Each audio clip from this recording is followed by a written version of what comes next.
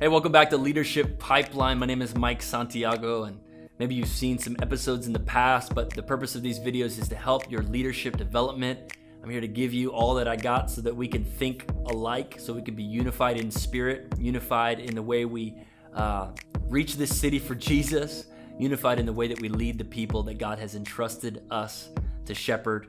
And today I want to talk to you from a leadership perspective found in the book of Luke 19. But before we go there, I want to just bring to your memory maybe a game that you played as a kid when you were asked to do a chore that you didn't want to do and your siblings were around. I don't know if you remember this, but if mom said, "Hey, I want you to go take out the trash," everybody would scream, "Not it."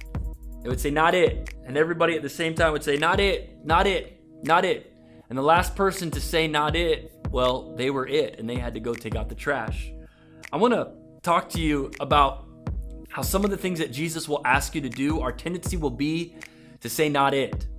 He's going to ask you to do some things that are difficult, challenging, will stretch you, might be awkward, might be outside of your comfort zone, but right inside your calling.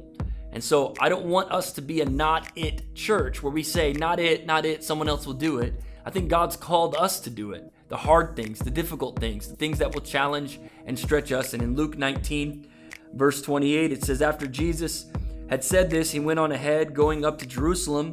And as he approached Bethphage and Bethany at the hill called the Mount of Olives, he sent two of his disciples, saying to them, 'Go into the village ahead of you.'" So Jesus is giving them a task. "As you enter it, you will find a colt tied there, which no one has ever ridden. Untie it and bring it here. If anyone asks, 'Why are you untying it?' say, 'The Lord needs it.'" Verse 32, "Those who were sent ahead went and found it just as he had told them.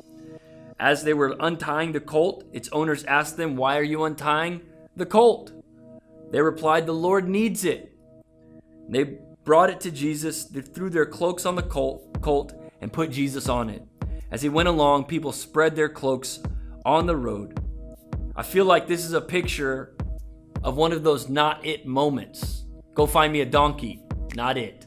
The disciples looked around and they said, "Not it." But I want to let you know that it is in the sometimes mundane, tedious, stretching, maybe somewhat annoying task that we can find the greatest joy and the greatest fulfillment. This is something that no one wants to do. Donkey duty is not what I want to do. But here's what I want to tell you. First thing is this, is that the Lord needs me before he needs my ministry. There's nothing sexy about going to get a donkey. There's nothing fun about some of the tasks that Jesus will ask you to do. But sometimes the Lord just needs you more than he needs what your title says you do. Sometimes God will call you to do something that's not conventional, but it's because he wants to have your heart. So the Lord needs me before he needs my ministry. Before this city needs our church, the Lord needs our hearts. Put yourself at the feet of Jesus, because the Lord needs you more than he needs your ministry. Before the lost can find our church, we need to have found Christ as individuals. Who I am serving is much more important than what I am doing. As a matter of fact, the next observation is this, is that my affirmation, not my activity, will dictate my attitude. My affirmation, not the activity, will dictate my attitude. It's easy to allow the activity that Jesus has asked you to do to dictate the attitude you have while you're doing it. But if you know that you are a child of God, then any task becomes a privilege. This is when I got to do something becomes I get to do something. What you are doing should not dictate your attitude. I've met people who have to do hard jobs, but they do it to the best of their ability with a smile on their face because their affirmation is not coming from having to clean the toilets or from having to run cable. Their affirmation comes from the fact that they are a child of God, and when you get the affirmation right, it will dictate your attitude. Do not let your activity dictate your attitude. When you know who you are in Jesus, what you do no longer defines you. Untying donkeys becomes a privilege when I make Jesus the priority.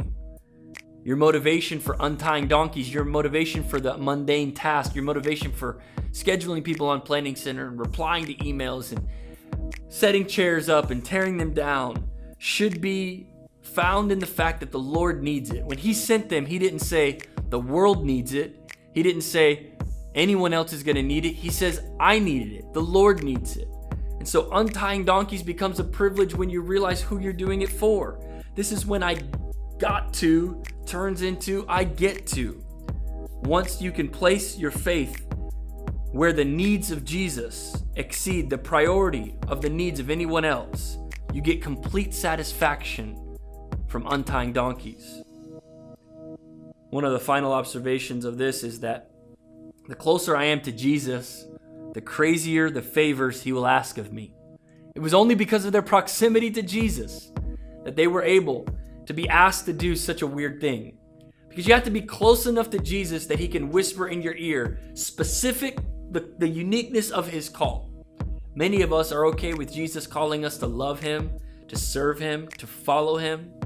Many of us stay far enough away where he won't ask us to do something risky or challenging or stretching or specific. But these two men were so close to Jesus that he trusted them with the task of getting a donkey. The closer I am to Jesus, the easier it is to convince someone else that he needs their gift. I love that they were able to convince the owners of the donkey and the people asking them about the donkey that the Lord needs it. But why? It's because they were telling the truth. They weren't falsely giving a reason why they were stealing this donkey. They were saying, we've heard from God and God needs this. You want to know the best way to recruit leaders? Is to hear from God and to take them the message that God gave you and to recruit them with the heart that God gave you. The Lord needs it.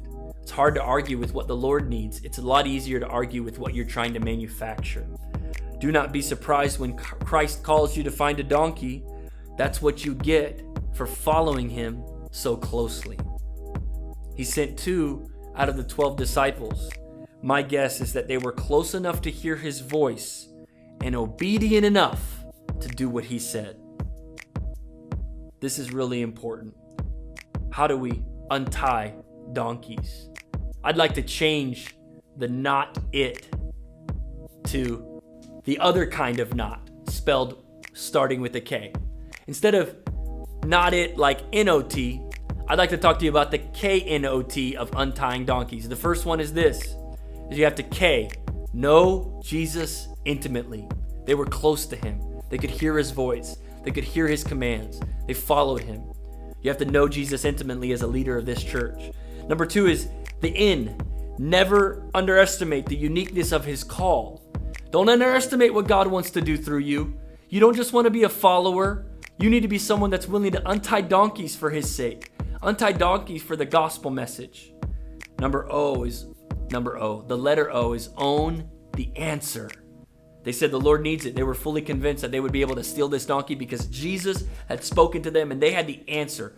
You have the answer because you have Christ in you. You don't need to be timid or scared. Christ is in you, and that is more than enough for you to own the answer that the Lord needs it. And the T in not is to take everything you do back to Jesus.